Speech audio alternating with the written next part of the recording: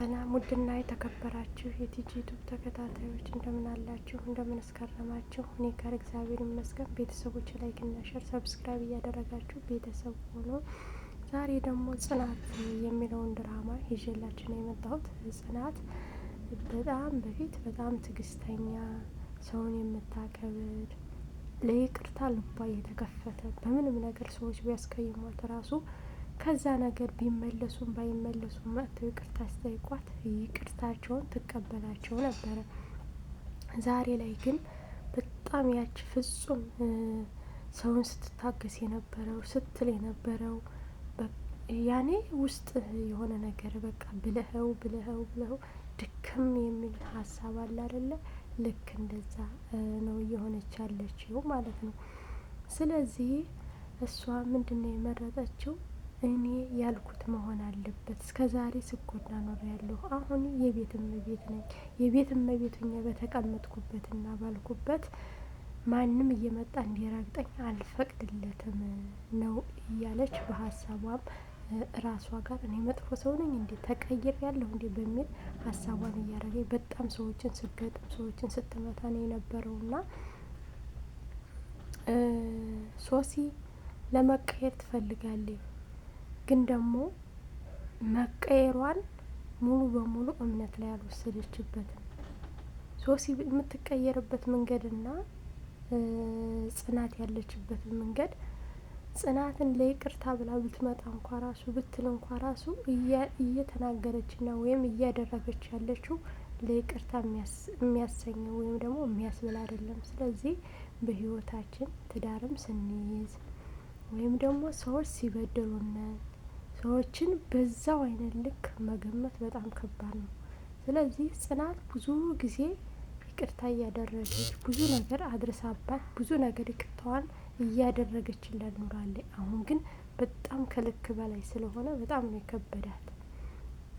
በሌላ በኩል ደግሞ ቅዱስ ምናልባትም እሷን ቀረብ ብሎ እንደዚህ ስታደርጊ አይቻለሁ፣ እንደዚህ ብዬ ነው የተለየሁሽ ብሎ በግልጹ ቢነግራት ምናልባትም እሷ የገባችበት ነገር ወይም ደግሞ የገጠማት ነገር ሌላ ሊሆን ይችላል።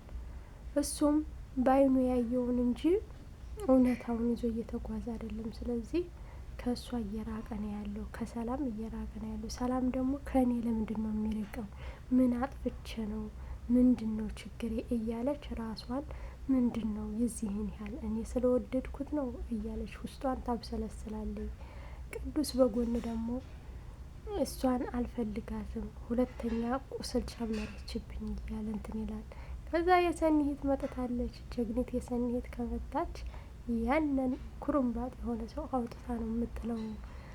ኮሜንት ላይም እንዳየሁት ከሆነ የሰኒ እህት መጣሽልና እሱን ሊያውጭልን ነው ስትሉ የነበረውና በነገራችን ላይ የሰኒሂት ከፊት የመጣባትና ያለባት ስጋት ነው እንጂ መጥፎ ሰው ሆነ አይደለም። ለሰው መጥፎ መስላት ትታያለች፣ ግን መጥፎነት ሳይሆን በፊት ጫና የፈጠረባት በባሏ ዘመዶ የፈጠረባት ጫናና ፍርሃት ነው። ራሴን መከላከል እችላለሁ፣ ሰውን አልፈልግም እያለች ያለው ማለት በአፏ ትናገራለች እንጂ ውስጧ ፍጹም ጨዋ ልጅ ናት። ስለዚህ የሆነ ጀግና ሰውን እንትን ለማለት በቃ አለ አይደለ?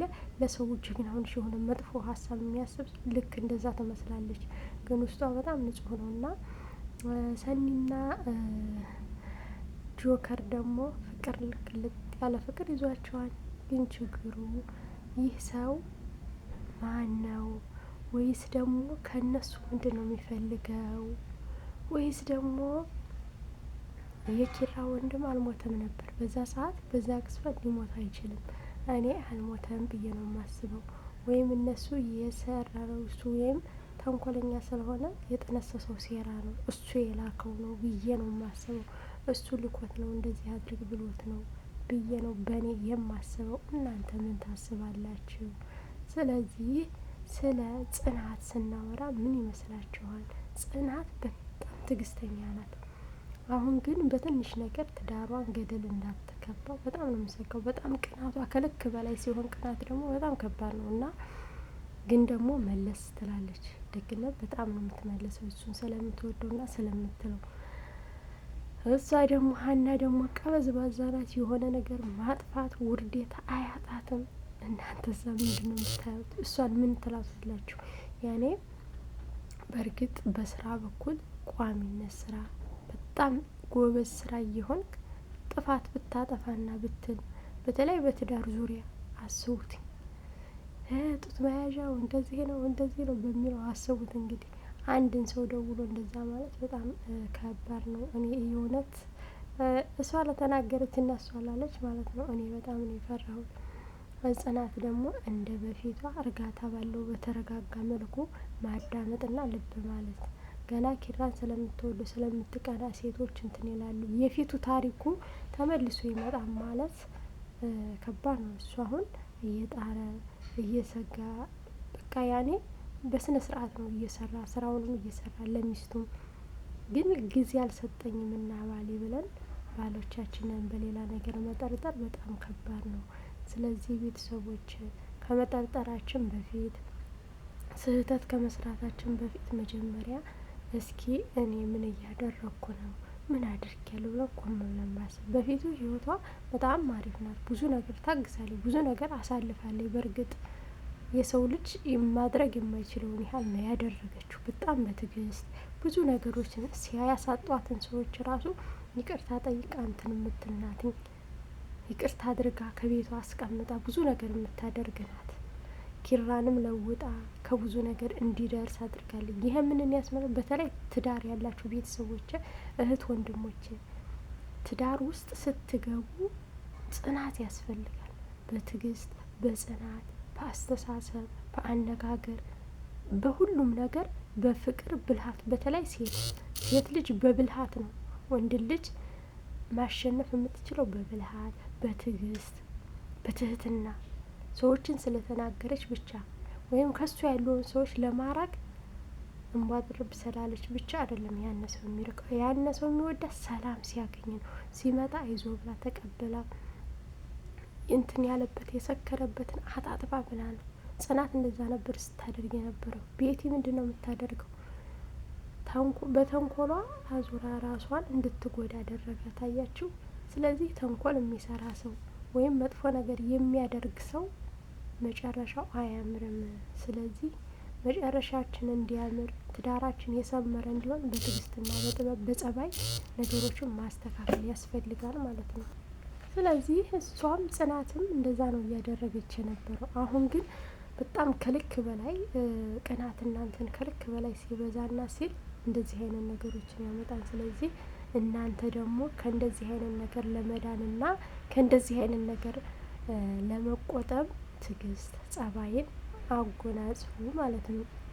ትዕግስቶችን ጸባዮችን ስናጎናጽፍና ስንል ብዙ ነገሮችን እናተርፋለን ወይም ደግሞ ብዙ ነገሮችን እናገኛለን። ዋጋ የሚያስከፍሉንን ነገር ማድረግ የለብንም። ዋጋ የሚያስከፍለው በብስጭት በንዴት በቅናት ተነሳስተን ብዙ ነገሮችን እናጠፋለን። ጽናት አሁን አልታወቃትም እንጂ ብዙ ነገሮችን እያጠፋች ነው ያለች። የሆነ ነገር ብሱ እንትን ሲል ከመማታት ድረስ መድረስ ማለት እንግዲህ ባሏን እንግዲህ አደባባይ ላይ በጥፊ መማታት ማለት በጣም ከባድ ነው፣ ለዛውም ለወንድ ልጅ። ስለዚህ ትዕግስተኛ ስንሆን ነገሮችን እናስተካክላለን። በእርግጥ የሰው ልጅ ትዕግስቱ ያልቃል ብሎት በጣም ይደክማል። ግን ደግሞ ባሏን ማመን አለባት። ባሏ እያላት ያለውን መስማትና ማለት ያለባት ለውጠው ከዚህ ነገር አድርሰው። ኪራ ደግሞ በጣም ነው ስህተት የሰራው። መጀመሪያ ላይ ለሷ ብሎ ካስወጣ በኋላ እሷን እንትን ካለ በኋላ ከዛ በንዴት ተበሳጭቶ እሷ በተናገረችው ነገር ተበሳጭቶና ብሎ ለሌላ ሰው ደውሎ እኔ ወደ ስራሽ ተመለሽ ማለት ተገቢ አይደለም። ምክንያቱም አንዱ ሲበሳጭ አንዱ ቀዝቀዝ፣ አንዱ ደግሞ ሲጮህና አንዱ ሲል አንደኛው ቀዝቀዝ አንደኛው በረድ ማለት ያስፈልጋል ማለት ነው። ስለዚህ ቤተሰቦች ጽናትን እንዴት ታዩታላችሁ?